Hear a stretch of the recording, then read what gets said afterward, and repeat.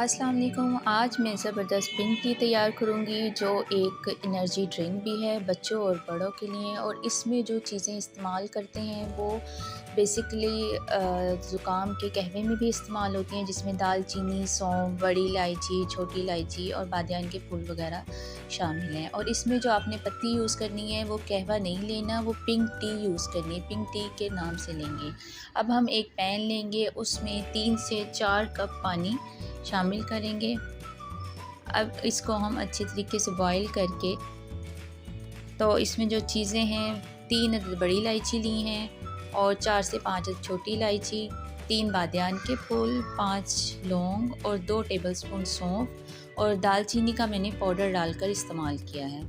अब इसे अच्छी तरीके से बॉईल करेंगे ताकि इसका अर्क निकल आए। अब हम इसमें अपना पिंक टी शामिल कर देंगे और इसे मिक्स कर कर दम में रखेंगे ताकि इस सब चीज़ों का अर्क अच्छे तरीके से निकल आए।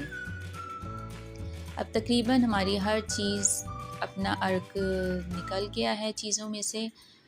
ये देखें कितना अच्छा खूबसूरत कलर आया है, हर चीज़ अच्छे तरीके से पक गई है।